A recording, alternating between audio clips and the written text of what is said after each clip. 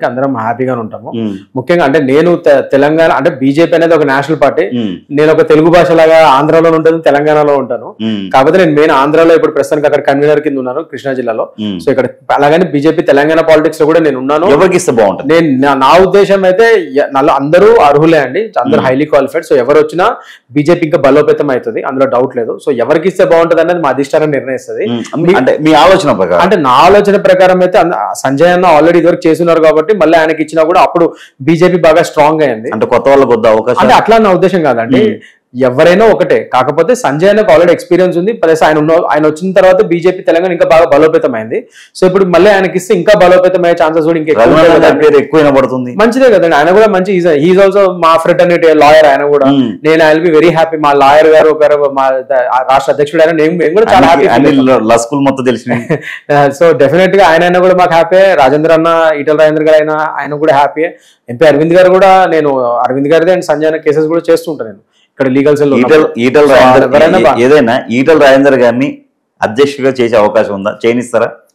తప్పేముందండి, అవ్వచ్చు. ఎందుకంటే he's also senior leader కదా. చాలా మంది అడ్డుపడుతారు కదా. అయ్యో అట్లేం లేదండి, మాకంతా అదంతా వీళ్ళు బయట పార్టీ వాళ్ళు గిట్టక ఏదో వాళ్ళ కూడా యాక్చువల్ వాళ్ళ ఫ్యామిలీలోనే ఎన్ని గొడవలు అయితేనే మనకు తెలుస్తున్నాయి. బీఆర్ఎస్ కానీ కాంగ్రెస్ లో ఎప్పుడు ఎవరి సీట్ ఊడిపోద్దా, ఎప్పుడు ఆ సీఎం సీట్ దిగిపోతున్నా రేవంత్ రెడ్డి గారికి తెలియదు. బీఆర్ఎస్ లో చూసుకుంటేనేమో వాళ్ళే ఫ్యామిలీ గొడవలు ఎన్నున్నాయి మనకు తెలుసు. సో వాళ్ళకి ఆ గొడవలు ఉన్నాయి కాబట్టి ఏకంగా ఒక ఐకమత్యంతో ఉన్న పార్టీ మాది ఒకటే కనబడుతుంది. సో మా మీద కూడా బురద జల్లాలనే ఏవో మాటలు తప్ప ఇవి. నిజంగా ఒక డిసిప్లిన్ కలిగిన పార్టీ అంటే బీజేపీ పార్టీ దేశాన్ని ఇవాళ రోజు. సో మా అధిష్టాన్ని ఏది నిర్ణయిస్తే అది కళ్ళు మూసుకొని నిర్వర్తించడమే తప్ప మా ఇష్టాలతో సంబంధం ఉండదు. ఎందుకంటే మేము ఒకటే ఆలోచిస్తాం, ఒక క్రమశిక్షణ, ప్రతి కార్యకర్త ఇవాళ రోజు ఒక క్రమశిక్షణతో ఉంటాడు.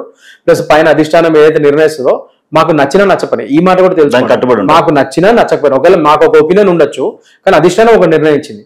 సో అలాంటప్పుడు మేము ఎలా ఆలోచిస్తామంటే అధిష్టానం ఎంత బ్రాడర్ ఆస్పెక్ట్ లో ఆలోచించి నిర్ణయం తీసుకున్నారో అని అలా పాజిటివ్ గా ఆలోచించి మేము కూడా కట్టుబడి ఉంటాం. కానీ అందులో నెగిటివ్ గా ఆలోచించేంత క్రమశిక్షణ తప్పడం లాంటి పిచ్చి పనులు మా ఏ బీజేపీ కార్యకర్త చేయడు. సో అధిష్టానం ఏదైతే నిర్ణయిస్తుందో మా బీజేపీ అధిష్టానం అదే మా శిరోధార్యం. బెట్టింగ్ యాప్స్, ఎవరైతే బెట్టింగ్ యాప్స్ ప్రమోట్ చేశారో కొంతమంది యూట్యూబ్ ఇన్ఫ్లుయెన్సర్స్ కానీ, కొంతమంది సెలబ్రిటీస్ కానీ చాలా మంది ప్రమోట్ చేశారు. వీళ్ళని కొంతమంది విచారణకు హాజరయ్యారు, కొంతమంది హాజరగాలే. వీళ్ళకి ఎలాంటి శిక్షలు పడే అవకాశం ఉంది? ప్లస్ ఇప్పుడు ఏదైతే ఆన్లైన్ ట్రాన్సాక్షన్స్ ఉన్నాయో అవన్నీ కూడా చూసే అవకాశం ఉంది, ఎంక్వైరీ నడుస్తుంది. వీళ్ళకి ఎలాంటి శిక్షలు ఉంటాయి? ఏమన్నా మనీ ల్యాండింగ్ జరిగినట్టుంటే అసలు ఎట్లుంటుంది వీళ్ళకి? డెఫినెట్లీ అండి, ఆల్రెడీ నేను అప్పుడు చెప్పినట్టు వీళ్ళ మీద తెలంగాణ గేమింగ్ యాక్ట్ సెక్షన్స్ పెట్టారు అండ్ ఫ్రాడ్ పెట్టారు, అన్ని పెట్టారు, 420 అవన్నీ పెట్టారు.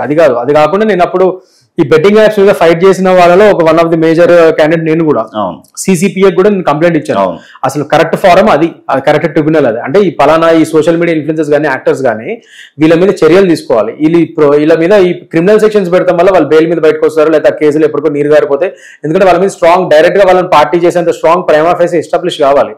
వీళ్ళ వల్లే పలానా వ్యక్తులు ఫ్రాడ్ మోసపోయారు, పలానా వాళ్ళు గేమ్ బెట్టింగ్ యాప్స్ ఆడి ఓడిపోయారు లేకపోతే చనిపోయారు అని చెప్పి మనం ప్రూవ్ చేయగలిగితే అది చాలా టఫ్ ఉంటుంది. అది కొద్దిగా మనీ ల్యాండింగ్ జరిగినట్టుంటే ఎలా ఉంటుంది సార్? అదే చెప్పబోతున్నాను. సో నేనేం చేశానంటే ఫస్ట్ ఈ సోషల్ మీడియా ఇన్ఫ్లుయెన్సర్స్, ఈ సో కాల్డ్ యాక్టర్స్ మీద ఫస్ట్ అసలు మనకేంటంటే మన సెంట్రల్ యూనియన్ మినిస్ట్రీ, మన central broadcasting ministry already guide lines ఇచ్చారు. ఏంటంటే సోషల్ మీడియా ఇన్ఫ్లుయెన్సర్స్ కానీ యాక్టర్స్ కానీ మీరు ఏమైనా బ్రాండ్స్ ఎండోర్స్ చేస్తే మీ సోషల్ మీడియా హ్యాండిల్స్ లో అన్నిట్లో మెన్షన్ చేయాలి ఆ బ్రాండ్స్ అని. నేను పలానా వాటికి బ్రాండ్ అంబాసిడర్ ని, వీటి మాత్రం నేను యాడ్స్ చేస్తున్నాను, మిగతా వాటికి నా సంబంధం లేదు పెట్టాలి. కానీ ఎవరైతే ఫాలో అవట్లేదు, పెద్ద సెలబ్రిటీస్ నుంచి చిన్న సెలబ్రిటీస్ వరకు.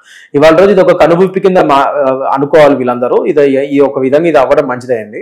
అండ్ ఇంకోటి ఏంటంటే నేను అందుకనే సిసిపిఏ అంటే కరెక్ట్ దీనికి ట్రిబ్యునల్ ఏంటి వీళ్ళ మీద యాక్షన్ తీసుకోవడానికి సెంట్రల్ కన్స్యూమర్ ప్రొటెక్షన్ అథారిటీ అని చెప్పి ఢిల్లీలో ఉంటుంది. వాళ్ళకి నేను కంప్లైంట్ ఇవ్వడం జరిగింది వీళ్ళ మీద. ఏమనంటే ఈ పలానా వాళ్ళు మొత్తం సాక్ష్యాలతో సహా వీళ్ళు ఏ బెట్టింగ్ యాప్స్ ప్రమోట్ చేశారు, ఇల్లీగల్ బెట్టింగ్ యాప్స్ ఈ పలానా స్టేట్స్ లో, ఇవి ఇక్కడ ఇల్లీగల్, వీటిని వీళ్ళు ప్రమోట్ చేశారు, ఎండోర్స్ చేసి వీళ్ళ సోషల్ ప్లాట్ఫామ్స్ లో వీటిని ప్రమోట్ చేయడం వల్ల చాలా మంది అవి డౌన్లోడ్ చేసుకుని వాళ్ళ రోజు వాళ్ళు మోసపోయి వాళ్ళు డబ్బులు పోగొట్టుకొని జీవితాలు పోగొట్టుకున్న వైనాలు ఇక్కడ. సో దీని మీద యాక్షన్ తీసుకోండి సుమోటోగా అని చెప్పి నేను కంప్లైంట్ ఇవ్వడం జరిగింది. అది ఇప్పుడు నడుస్తుంది ఇప్పుడు ఆల్రెడీ.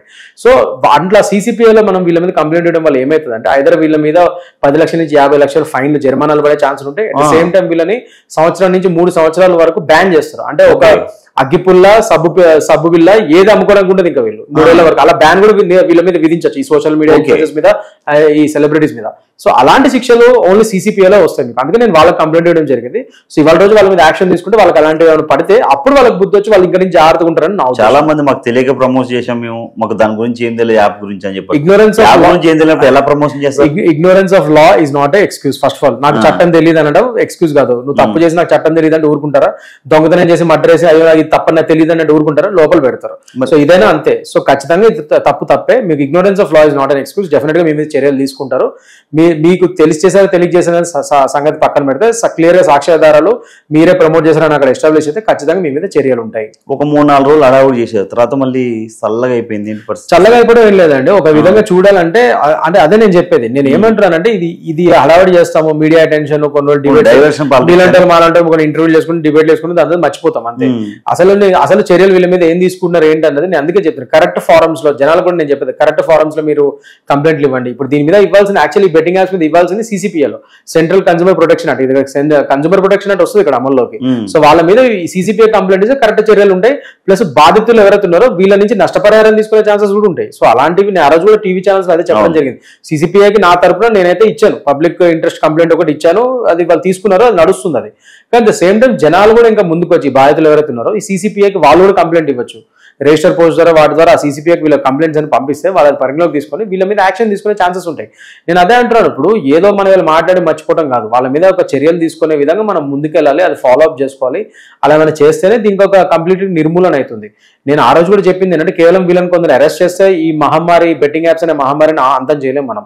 దీనికి అనుగుణంగా మనం ఇప్పుడు సైబర్ క్రైమ్ బ్యూరో ఉంది, ఇవన్నీ వాళ్ళ కంప్లైంట్లు ఇవ్వాలి. కానీ వాళ్ళకి ఏంటంటే వాళ్ళకున్న స్టాఫ్ కానీ ఎక్స్పర్టీస్ కానీ ఏదైనా కానీ ఇన్ని క్రైమ్స్, ఇది ఒకటే కేసు కాదు, వాళ్ళకి ఇంకా చాలా సైబర్ క్రైమ్స్ కానీ చాలా క్రైమ్ కేసెస్ ఉంటాయి. అవన్నింటినీ వాళ్ళు ఇన్వెస్టిగేట్ చేయాలంటే చాలా టైం పడుతుంది, వాళ్ళ స్టాఫ్ కూడా సరిపోవచ్చు.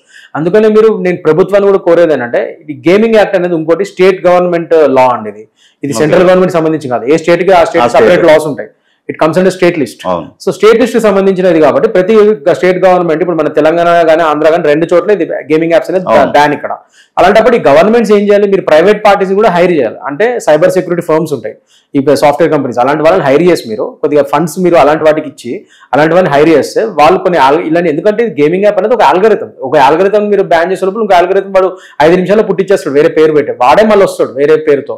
మీరు ఎంతమందిని బ్యాన్ చేసుకుంటూ బ్లాక్ చేసుకుంటూ కూర్చోరు. అసలు అవి మన సిస్టంలోకే రాకుండా ఒక సైబర్ సెక్యూరిటీ ఫైర్ వాల్స్ ని మీరు పటిష్టమైన ఫైర్ వాల్స్ మీరు ఎస్టాబ్లిష్ చేయగలగాలి, రూపొందించగలగాలి. సో దానికోసం మనకున్న ఎక్స్పర్టీస్ సరిపోకపోతే మీరు బయట ప్రైవేట్ పార్టీస్, ప్రైవేట్ కంపెనీస్ కూడా హైర్ చేసుకుని వాళ్ళ యొక్క హెల్ప్ కూడా తీసుకొని ఆ ఫండ్స్ కొద్దిగా అట్లాంటి వాటికి పెడితే, అలాంటి కంపెనీస్ హైర్ చేసుకుంటే వాళ్ళు హెల్ప్ చేస్తారు కదా. ఎథికల్ హ్యాకర్స్ ఉంటారు, వీళ్ళు ఉంటారు, అలాంటి వాళ్ళందరూ మీకు పనిచేసి ఇలాంటివన్నీ అసలు కొత్త ఆల్గరిథమ్స్, ఫ్రాడ్ ఆల్గరిథమ్స్ అసలు మన సిస్టంలోకే రాకుండా త్రుటిలోనే వాటిని స్టార్టింగ్ లోనే బడ్డింగ్ స్టేజ్ లోనే వాటిని మీరు నిర్మూలించవచ్చు. సో అలాంటి సైంటిఫిక్ గా కూడా మీరు ఆలోచించి ఒక పర్మనెంట్ సొల్యూషన్ గా అలా ఆలోచించాలి. కానీ కేవలం కొందరు సెలబ్రిటీస్ ని అరెస్ట్ చేయడం వల్ల ఇది మహమ్మారిని ఆపలేం కదా. సో అన్ని విధాలుగా ప్రభుత్వం